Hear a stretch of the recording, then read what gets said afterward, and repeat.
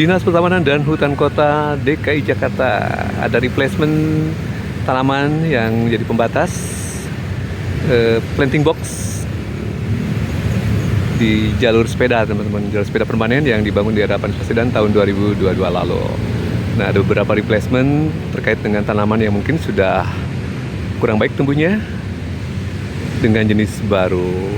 Good, supaya semuanya cepat terlihat baik ya. Perlu ada pembaruan tentunya. Dan kalau memang bisa, tentu saja dicat ulang ya. Bagaimanapun ini jalan protokol yang sangat menarik berbagai pihak untuk hadir di sini melihat suasana Jakarta dan mewakili juga identitas Jakarta. Infrastruktur yang baik, terutama ruang terbuka hijau dan jalur bersihan menjadi daya tarik yang relatif baik, terutama di hadapan Sedan, di mana pesepeda tumbuh masif di era itu ya, baik melalui penggunaan jalur sharing dan juga jalur sepeda permanen seperti ini. Sayangnya setelah pandemi dan lain-lain sepertinya mengendor kembali ya upaya untuk penggunaan sepeda sebagai alat transportasi dan juga spot, termasuk juga pembangunan dari jalur bersihan yang sepertinya agak mengendur ya. Tetapi sangat mengharapkan di era Pak Pramdul, di mana dukungan masyarakat juga relatif baik sebenarnya ke era Pramdul ini, resistensinya tidak terlalu banyak. Semoga saja menjadi lebih baik dengan kinerja yang ekspresif dan ekspansif ya, terutama perbaikan infrastruktur kota.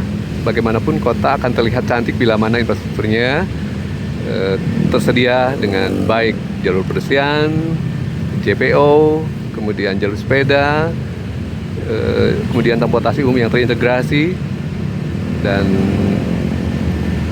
menyebar ya, tidak hanya saja di sekitar Tamrin Sudirman, tapi juga diharapkan ke berbagai pelosok DKI, sehingga coverage dari transportasi massal yang di hadapan sudah cukup baik, sekitar 92% bisa berlanjut ya ke pelosok, baik menggunakan mikrotrans, minitrans, Transjakarta ataupun transportasi massal yang sedang diusahakan seperti MRT Jakarta, LRT Jakarta, yang fase-fase berikutnya juga diharapkan terselenggara dengan baik dan cepat ya.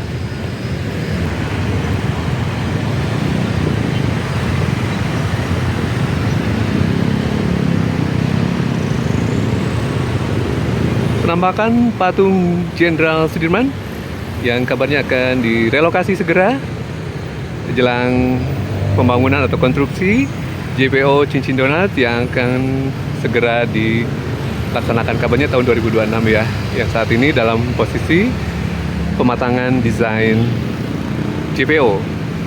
Nah, ada beberapa gedung ya yang kabarnya akan dikoneksikan. Satunya adalah Landmark Building atau gedung Landmark. Ini era keemasannya di tahun 90-an barangkali ya, di era Pak Harto, era Orde Baru ya. Kemudian juga ada gedung BNI City ya teman-teman.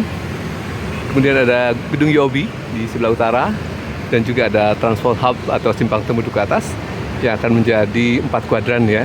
4 kuadran terhubung dengan JPO Cincin Donat yang terinspirasi dari bangunan yang sama kabarnya di Jepang.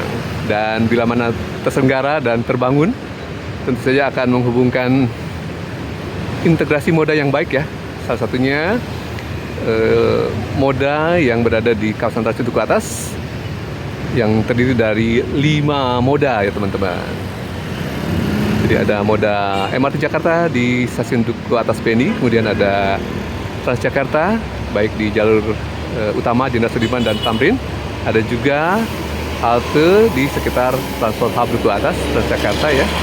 Kemudian ada stasiun KAI Sudirman, kemudian KA Bandara di sebelah kiri, dan LRT Jakarta yang saat ini sedang konstruksi, yaitu fase 1B dan 1C yang berawal dari Velodrome hingga ke Duku Atas.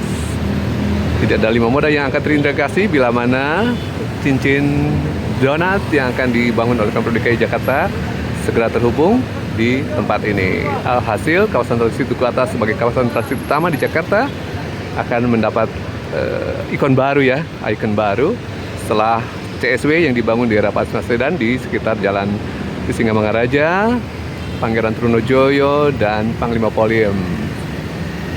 Sebuah kemajuan bila mana ini terselenggara dan terbangun dengan baik, memudahkan transit para penumpang dan berganti moda di kawasan ini.